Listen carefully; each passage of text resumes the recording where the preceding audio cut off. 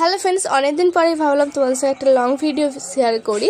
আর long ভিডিওটা হচ্ছে আমরা যে বিয়ে বাড়ি গিয়েছিলাম কয়েকদিন আগে, তো সেটারই লং ভিডিও। তো কি করেছিলাম, কার বিয়ে, কি ধারা, তো সমস্তটা শেয়ার করবো এই ভিডিওর মাধ্যমে। তোমরা তো দেখেই ছোট ছোট ভিডিওর মাধ্যমে আমি অনেক ভিডিও আপলোড করেছি, কিন্তু আমি তোমাদেরকে জানাইনি যে কার বিয়ে। তোমাদের সঙ্গে অনেকদিন লং ভিডিও শেয়ার করা হয়নি, ভাবলাম এই ভিডিওটা নিয়ে একটা লং ভিডিও তৈরি করি, তোমাদের সঙ্গে কথা বলা হবে আর সমস্ত কিছু জানানো হবে। তো যাই হোক, হ্যালো ফ্রেন্ডস, সবাই কেমন আছো? আশা করছি সবাই ভালো আছো।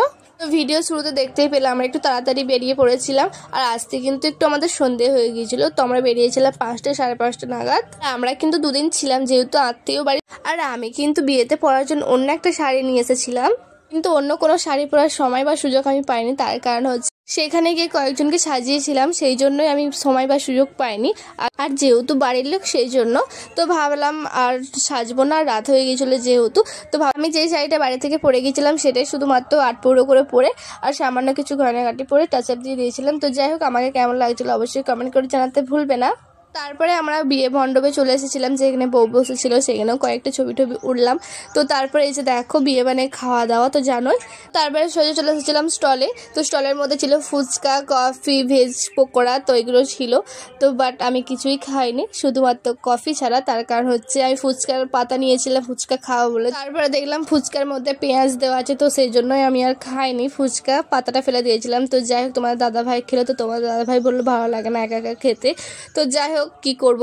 তো এখানে দেখো আমি যেহেতু ফুচকা খাইনি, তো তারপর আমি একটু কফি খাইয়ে নিচ্ছিলাম। এখানে দেখো ভিডিওটা তোমার দাদাভাই করে দিচ্ছিল, আমি করছিলাম, তো তোমার দাদাভাই তারপরে করে দিল, আমি এখানে কফি খাচ্ছি। তো যাই হোক, তো চলো এবার আমি বলি যে কার বিয়ে। আর এগুলো দেখতে পাচ্ছ, এটা আমার শ্বশুর আর শাশুড়ি মা।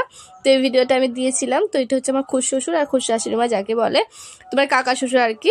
আরে তোমাদেরকে তো আমি তো বললামই না যে কার বিয়েতে আমরা গিয়েছিলাম। আমরা গিয়েছিলাম হচ্ছে সম্পর্ক হয় আমাদের একটা মাসি। একটু আগে আমি দেখালাম যে কাকি শাশুড়ি মা, তো তার বোনেরই আমরা বিয়েতে গিয়েছিলাম, মানে আত্মীয় যেহেতু, তো নেমন্তন্ন করেছিল, সেখানেই আমরা গিয়েছিলাম। তারপরে আমরা চলে এসেছিলাম খাবার জায়গায়, তো যেখানে খাবার ছিল।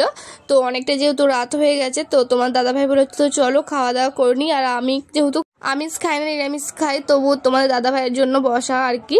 তার কারণ হচ্ছে যে একা একা খাবে, তো ওরও ভালো লাগবে না, সেই জন্যই ভাবলাম তো চলো দুজনেই বসি আর কি। আর আমাকেও তো কিছু খেতে হবে, তাই না, মানে যেগুলো খাওয়া সেগুলো খাবো আর কি। তো যাই হোক, তো চলো কি খাই তোমাদের সঙ্গে শেয়ার করি একটু। তো আমি খেয়েছিলাম হচ্ছে, যেহেতু নান হয়েছিল, নান আমি সেটাই খেয়েছিলাম, নান পুরি আর ভাত খেয়েছিলাম শুধু। তো যাই হোক, সবসময় তো মানে নিজেরটা ভাবলে হবে না, তো পরিবারের কথাও ভাবতে হবে। আর আমি না যদি খেতাম তো কারোরই ভালো লাগতো না, শুকনো, এটাই আমি খেয়েছিলাম। তো যাই হোক, আর সত্যি কথা বলতে আমার কাছে খাওয়া দাওয়াটা কোনো ম্যাটার নাই। তো মানে কি বলবো, সবার সঙ্গে আনন্দ ফুর্তিটাই হচ্ছে আমার কাছে সব থেকে বড় ব্যাপার। তো যাই হোক, আমি একটা দিন মানে একটা দুটো দিন অ্যাডজাস্ট একটু করেছিলাম ঠিকই, তো কিন্তু ভালো লেগেছিলো, খুবই আনন্দ ফুর্তি করেছিলাম। আর আমি না যদি খেতাম কারোরই ভালো লাগতো না, আর আমি সেটা চাই না। আমার মতন কে কে আছে অবশ্যই কমেন্ট করে জানাতে ভুলবে না। তো যাই হোক, আমরা তো ভীষণই মজা করেছিলাম, আনন্দে ফুর্তি করে। সত্যি বলতে এটা যদি বাড়ির কাছে হতো তো আমি খেতামই না, বাড়ি এসে খেতাম। তো যাই হোক, তো তোমার দাদাভাই খাচ্ছিল, আর একটা দুটো দিন হচ্ছে বাড়ির ফ্যামিলির জন্য করাটা কোনো ব্যাপার না। তো যাই হোক, আজকের ভিডিওটি এই পর্যন্ত। যদি ভালো লাগে লাইক কমেন্ট করতে ভুলবে না। আর তো দেখো, লাস্টে আমরা বিয়েটা কমপ্লিট হয়ে যাওয়ার পরে কয়েকটা ছবি আর ভিডিওটা এই পর্যন্ত। দেখা হচ্ছে নেক্সট কোনো ব্লগে। আজকের মতন বাই বাই গাইস।